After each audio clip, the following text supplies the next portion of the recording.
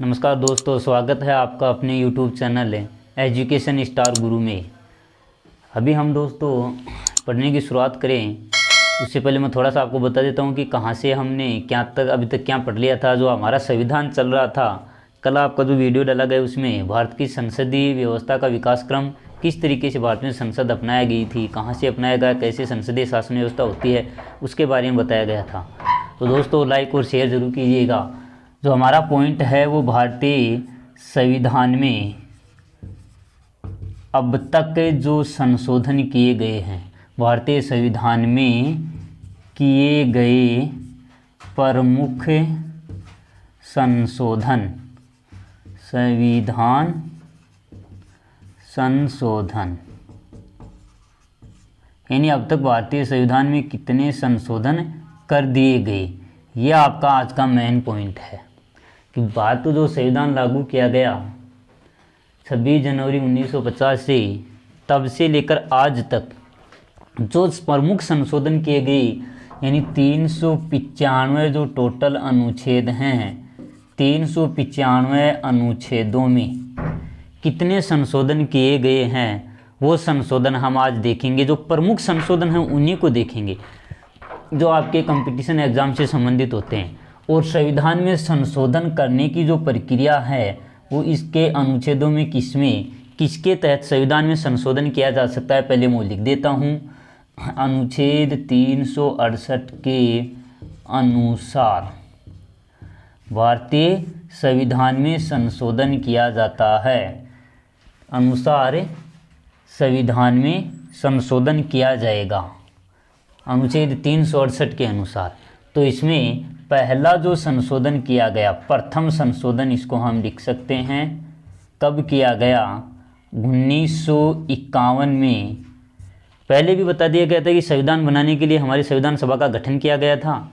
तो संविधान सभा ने, क्योंकि भारतीय संसद तो उस समय कार्य कर ही नहीं रही थी और संसद के रूप में संविधान सभा ही कार्य कर रही थी 1951 तक, क्योंकि हमारे संविधान सभा के चुनाव हुए थे 1950 में। 1952 में राष्ट्रपति बने, उसके बाद में ही हमारी संसद बन गई थी, निर्वाचित संसद। संविधान सभा संसद के रूप में कार्य कर रही थी। तो प्रथम संशोधन 1951 में, और वो किया गया था भूमि सुधार। भूमि सुधारों से संबंधित जो संशोधन किया गया था, पहला संशोधन, और इसके तहत 9वीं अनुसूची जोड़ी गई थी। 9वीं अनुसूची, पहले संशोधन के द्वारा 9वीं अनुसूची जोड़कर प्रथम संशोधन भूमि सुधार के संबंधित किए गए थे। पहला संशोधन 1951 में भूमि संशोधन, भूमि के सुधार संबंधी, क्योंकि भूमि पर राजा महाराजाओं का अधिकार था। तो जनता के अधिकार के लिए आपके जो भूमि के जमींदार थे, उसको जहाँ किसान खेती कर रहे थे तो किसानों को ज़मीन दी गई थी, जिसमें 20 साल तक लगभग खेती कर ली थी उनको। तो अनुसूची 9वीं है वो जोड़ी गई प्रथम संशोधन के द्वारा, और ये संशोधन संविधान सभा के द्वारा ही किया गया था। संविधान सभा के द्वारा पहला संशोधन हमारी संविधान सभा ने ही किया था।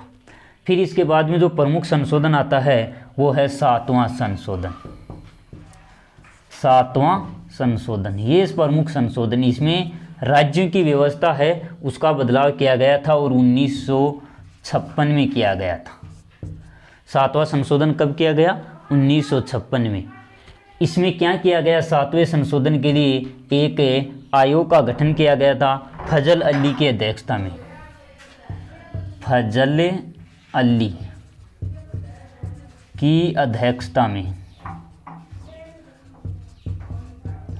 फजल अली की अध्यक्षता में एक आयोग गठित किया गया था, जिसे जो राज्य आयोग है पुनर्गठन आयोग कहा गया। फजल अली की अध्यक्षता में जो आयोग गठित किया गया उसे पुनर्गठन आयोग, पुनर्गठन आयोग 1956 में गठित किया गया था। 7वें संविधान संशोधन के लिए फजल अली की अध्यक्षता में पुनर्गठन आयोग गठित किया गया, जिसको पुनर्गठन अधिनियम भी कह सकते हैं। और ये अधिनियम बना कि फजल अली की अध्यक्षता के माध्यम से 1 नवंबर 1956 में ही, 1 नवंबर 1956 में भारत में राज्यों का पुनर्गठन किया गया। क्या किया गया?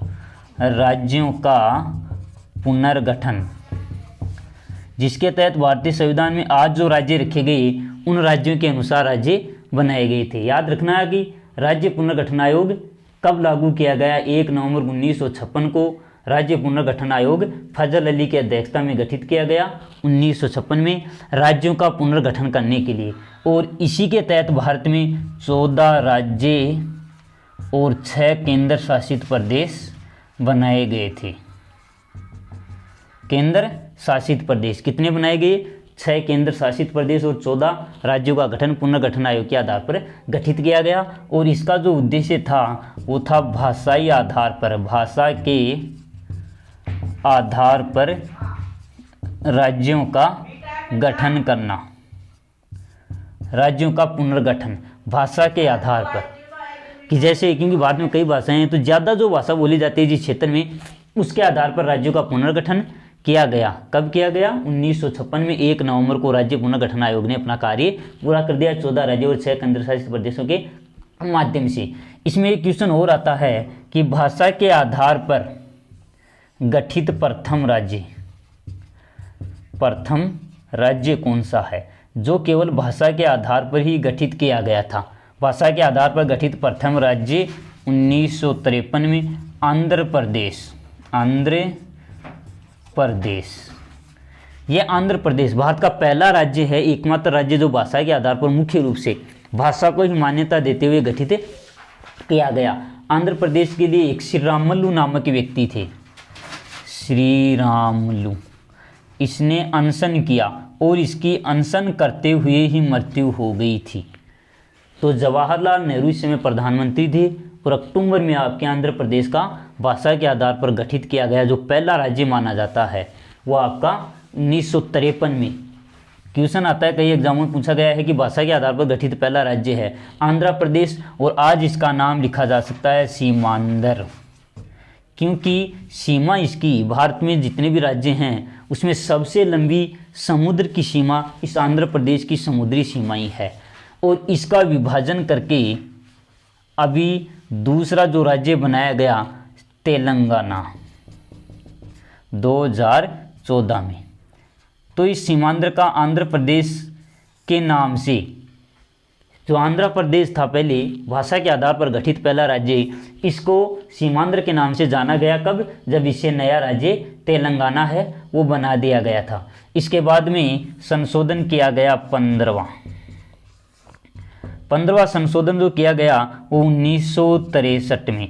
इसमें जो हमारे उच्च न्यायालय हैं, उच्च न्यायालय के न्यायाधीशों की, उच्च न्यायालय के जो न्यायाधीश हैं उसकी सेवानिवृत्ति आयु, न्यायाधीशों की सेवानिवृत्ति की आयु कितनी की गई? 60 से 62 वर्ष है वो कर दी गई। 1963 में 15वें संविधान संशोधन के द्वारा आपके न्यायाधीशों की जो आयु है, रिटायरमेंट की आयु 60 वर्ष थी, उसको बढ़ा के 62 वर्ष। क्वेश्चन यही आता है कि किस संविधान संशोधन अधिनियम के द्वारा न्यायाधीशों की जो आयु है वो आपकी 60 वर्ष से 62 वर्ष की गई। इसके बाद में आता है 18वां संविधान संशोधन अधिनियम और 18वां है 1966 में किया गया। 18वां संविधान संशोधन अधिनियम कब किया गया? 1966 में। और 1966 में करके पंजाब जो राज्य था उसका विभाजन करके, पंजाब का विभाजन करके 2 राज्य बनाए गए। एक तो पंजाबी भाषा के लिए, तो पंजाबी भाषा के लिए पंजाब, ये पंजाबी भाषा के लिए पंजाब राज्य है वो बनाया गया। और हिंदी भाषा के लिए, जहाँ हिंदी भाषा ज़्यादा बोली जाती थी वहाँ हरियाणा। तो इस तरीके से हरियाणा और पंजाब कब बने? पंजाब का भाषाई आधार पर विभाजन करके पंजाबी भाषा जहाँ बोली जाती है वहाँ पंजाब बना दिया गया और जहाँ हिंदी भाषा है वहाँ आपका हरियाणा राज्य बना दिया गया। और इन दोनों राज्यों की राजधानी है वो आपकी चंडीगढ़ रखी गई। कहाँ रखी गई? चंडीगढ़, राजधानी चंडीगढ़। चंडीगढ़ इसकी राजधानी रखी गई। और इस चंडीगढ़ को राजधानी बना के केंद्र शासित प्रदेश बनाया गया। केंद्र शासित प्रदेश कब बनाया गया? जब पंजाब का विभाजन किया गया 1966 में। और इसका जो पहाड़ी क्षेत्र था पंजाब वाला, पहाड़ी क्षेत्र को आपके हिमाचल में शामिल कर दिया गया। पहाड़ी क्षेत्र को किस में शामिल कर दिया गया? हिमाचल में। हिमाचल में। तो इस तरीके से यह आपका 15 संविधान संशोधन अधिनियम आपके पंजाब से संबंधित 18वां 15वें में न्यायालय की आयु, न्यायाधीशों की आयु, रिटायरमेंट की आयु है वो बढ़ा दी गई थी। तो 18वें संविधान संशोधन 1966 के द्वारा पंजाब का विभाजन करके हिंदी भाषा के लिए हरियाणा बना दिया गया और आपकी पंजाबी भाषा के लिए पंजाब, केंद्र शासित प्रदेश चंडीगढ़ दोनों राज्यों की राजधानी रहा और इसका जो पहाड़ी क्षेत्र था वो हिमाचल प्रदेश में मिला दिया गया। इसके बाद में आता है 21वां 1967 में।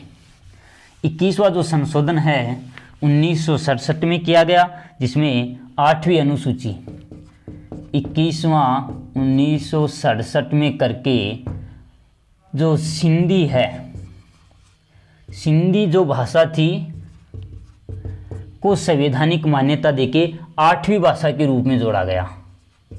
8वीं भाषा के रूप में भारतीय संविधान में 21वें संविधान संशोधन के द्वारा संविधान में जो टोटल 22 मान्यता प्राप्त वर्तमान में भाषाएं हैं, मूल संविधान में 14 भाषाएं थी, तो इसमें आपकी सिंधी को 21वें संविधान संशोधन अधिनियम के द्वारा है वो जोड़ा गया। इसके बाद में आता है आपका जो संविधान संशोधन 24वां संविधान संशोधन अधिनियम और वो किया गया 1971 में। ये विवादास्पद संशोधन माने जाते हैं।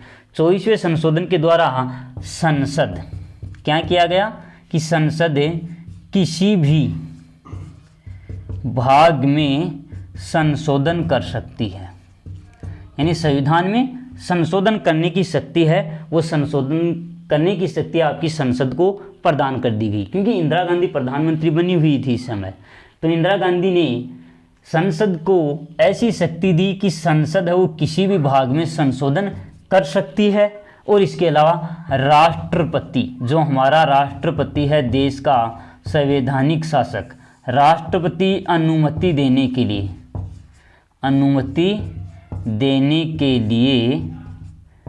बाध्य होगा, यानी राष्ट्रपति को बाध्य कर दिया गया कि राष्ट्रपति किसी भी संशोधन के लिए संसद ने आपकी संशोधन कर दिया तो संसद है उसको संविधान को संशोधित करके राष्ट्रपति के पास भेजेगी। तो राष्ट्रपति है संसद का जो संशोधन करके भेजा गया उसको अनुमति देने के लिए बाध्य होगी, क्योंकि संसद है वो रोक नहीं सकती है। इसके बाद में किया गया 26वां संशोधन। ये 26वां संशोधन है वो 1971 में किया गया और इसमें क्या किया गया? राजाओं के प्रीविपर्स, यानी राजाओं को विशेष अधिकार दिए गए थे। विशेष अधिकार, जो राजाओं को विशेष अधिकार दिए गए थे, राजा है तो उसको रियासतों का शासक था, भारतीय संविधान में शामिल किया गया था, इसके कुछ अधिकारों को प्रदान किए गए थे, तो उस अधिकार समाप्त कर दिए गए आपके 26वें संविधान संशोधन। क्वेश्चन आता है कि प्रीवी पिरिस के द्वारा किसके अधिकारों को संशोधित किया गया, समाप्त किया गया, या फिर किस संविधान संशोधन के द्वारा राजाओं के विशेष अधिकारों को समाप्त किया गया? तो इसमें आएगा 26वां संविधान संशोधन अधिनियम 1971 और 24वां है 1971 में ही किया गया। संशोधन करने की शक्ति है संसद को प्रदान कर दी गई और आपके राष्ट्रपति को अनुमति देने के लिए बाध्य कर दिया गया कि आपका राष्ट्रपति है वो मना नहीं करेगा। इसके बाद में आता है आपका 31वां संशोधन 1973 में। 31वां संशोधन 1973 में किया गया। देखो संविधान में संशोधन करती है हमारी संसद, तो संसद की जो सदस्य संख्या है इसके द्वारा संसद की सदस्य संख्या, जिसमें लोकसभा, संसद के सदस्य लोकसभा के जो सदस्य होते हैं सांसद, संसद के सदस्य यानी लोकसभा के सदस्य मूल संविधान में तो थे 500। कितने सदस्य थे? 500। क्वेश्चन आता है मूल संविधान में संसद के कितने सदस्य थे, यानी लोकसभा के कितने सदस्य थे, यानी लोकसभा के सदस्य थे 500। और इस लोकसभा के मूल संविधान में 500 सदस्य संख्या को बढ़ाकर इस 31वें संविधान संशोधन 1973 के द्वारा कितने किए गए? 545 हो सकते हैं और 552 अधिकतम। देखो 552 सदस्य संख्या जो भारतीय संविधान में की गई थी वो आपके इस 31वें संविधान संशोधन 1973 के द्वारा की गई संसद के सदस्यों की संख्या, संसद के सदन लोकसभा के सदस्यों की संख्या को बढ़ाया गया। किस संविधान संशोधन? क्वेश्चन आता है मूल संविधान में लोकसभा के कितने सदस्य थे? 500 सदस्य, फिर 525 किए गए और 31वें 1973 के द्वारा वर्तमान सदस्य संख्या जो 552, यानी ये तो अधिकतम हो सकती है, अधिकतम होगी, यानी ये संख्या होगी ज़्यादा से ज़्यादा। और आज वर्तमान में रखी गई है ये इतनी। आज है जब हमारी लोकसभा के चुनाव होते हैं वो 545 सीटों पर, लेकिन इसमें से भी 543 पर ही चुनाव 543 पर होते हैं, क्योंकि वर्तमान में लोकसभा क्षेत्र, क्वेश्चन आता है कि भारत में लोकसभा को कितने लोकसभा क्षेत्रों में बांटा गया? 543, क्योंकि जो 2 सदस्य हैं वो मनोनीत किए जाते हैं, जो एंग्लो इंडियन होते हैं, अंग्रेजी भारतीय।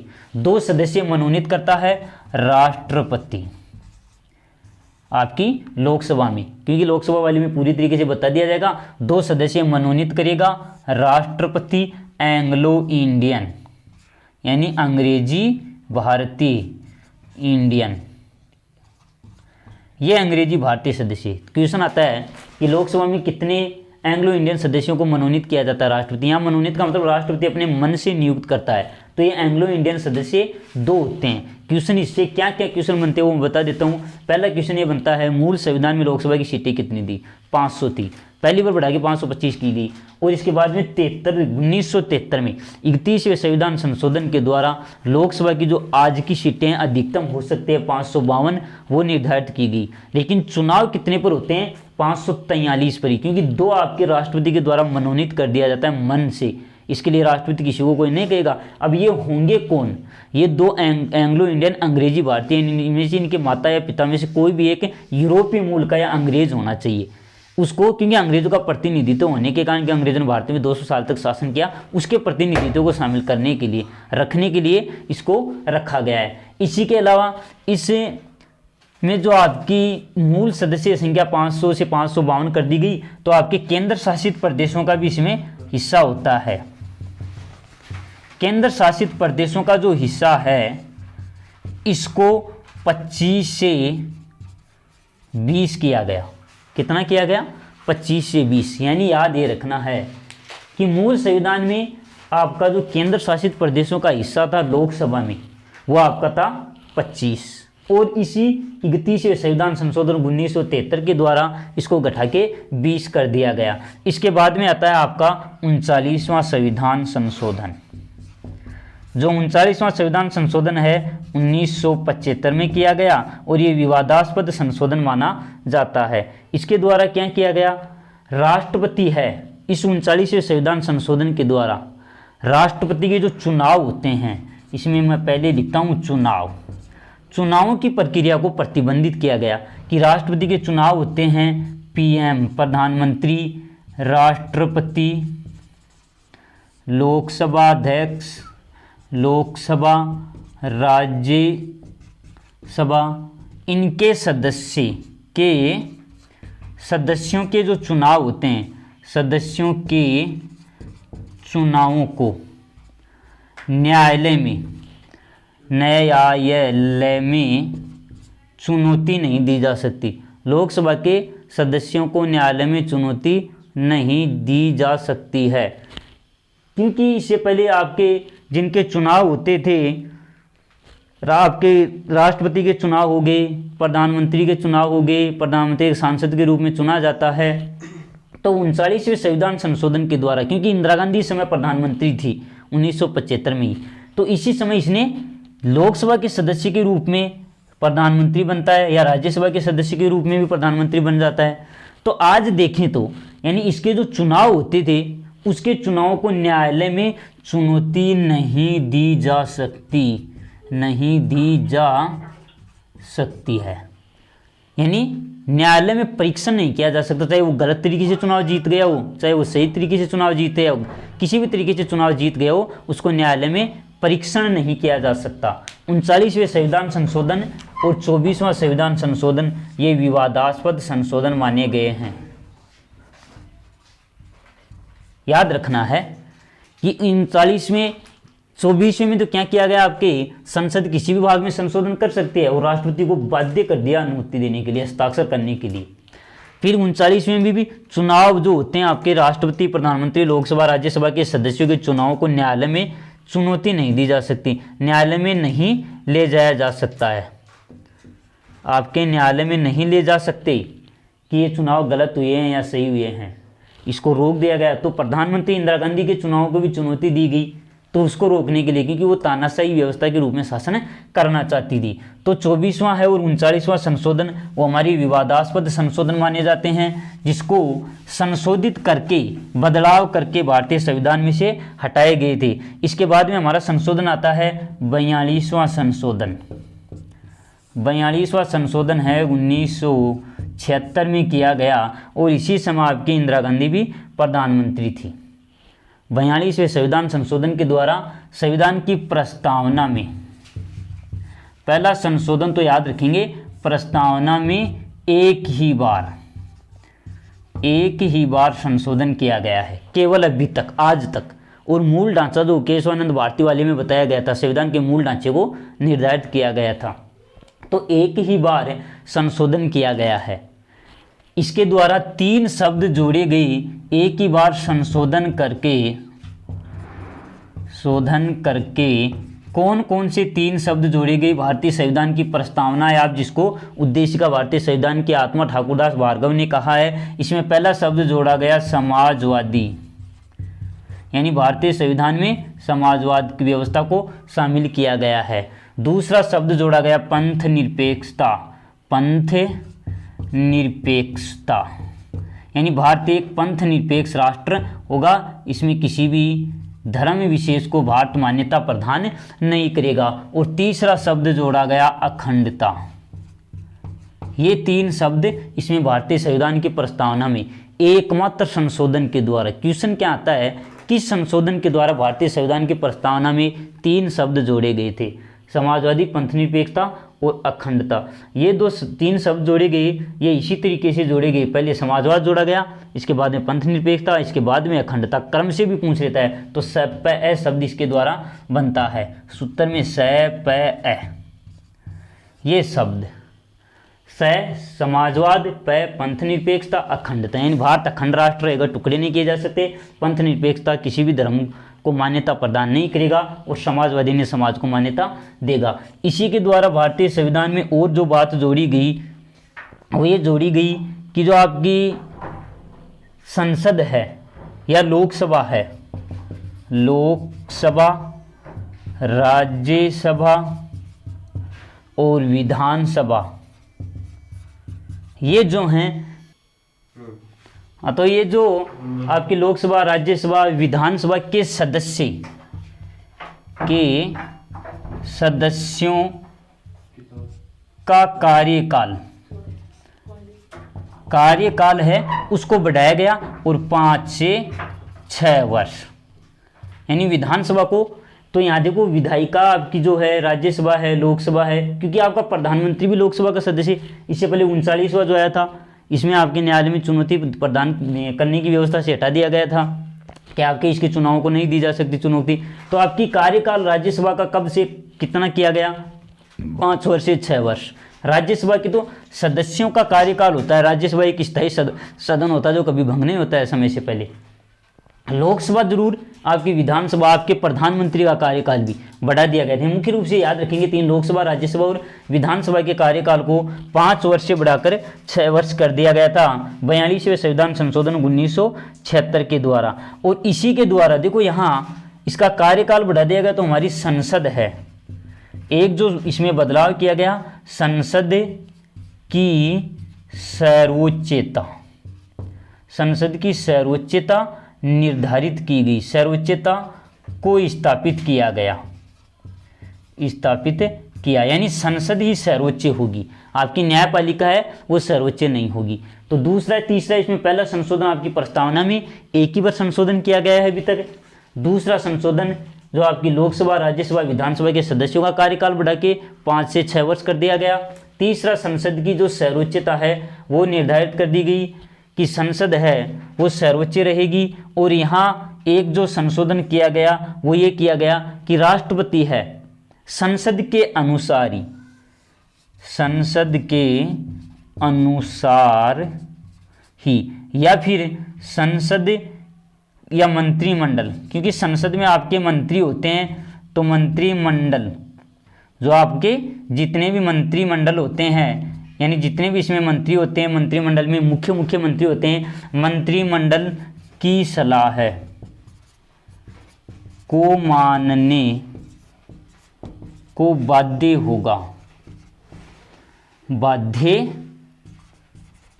होगा कौन? राष्ट्रपति। यानी राष्ट्रपति को यहां बाध्य कर दिया गया कि राष्ट्रपति है मंत्रिमंडल की सलाह है मानेगा और मंत्रिमंडल की सलाह के अनुसार ही कार्य करेगा। एक इसमें एक संशोधन और किया गया, वो ये है कि हमारे संविधान में जो मौलिक कर्तव्य हैं वो जोड़े गए थे। मूल कर्तव्य, ये भी आपके इस 42वें संविधान संशोधन के द्वारा मूल कर्तव्य जोड़े गए। और मूल कर्तव्य किसके कहने पर एक समिति बनाई गई थी? सरदार स्वर्ण सिंह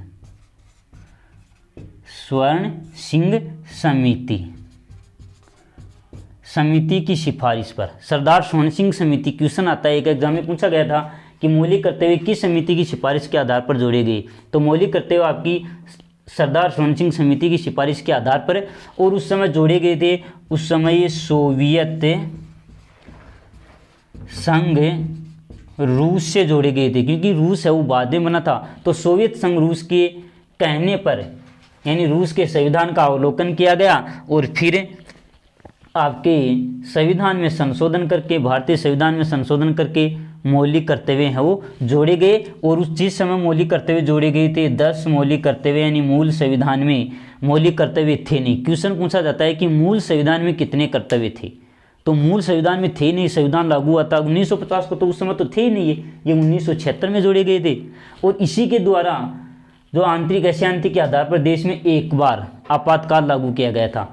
तो ये जो संशोधन है वो पूरा संशोधन 42वां आपातकाल के समय किया गया था। आपातकाल के समय किया गया संशोधन, यह आपातकाल के समय संशोधन किया गया था, क्योंकि इस समय देश में आंतरिक अशांति के आधार पर इंदिरा गांधी के द्वारा आपातकाल लगाया गया था। तो यह आपका 42वां संशोधन के बाद में आपका जो संशोधन आएगा, याद रखेंगे 42 संशोधन मुख्य रूप से। और इस 42वें संशोधन में कितने प्रावधान किए गए थे? 53 प्रावधान थे। विवादास्पद संशोधन माना जाता है 42वां।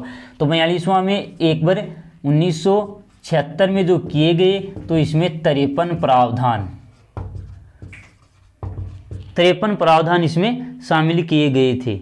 42वें संविधान संशोधन के द्वारा 53 प्रावधान यानी 53 नियम इसमें बदल के भारतीय संविधान में शामिल किए गए थे। इसके बाद में आता है आपका 43वां संविधान संशोधन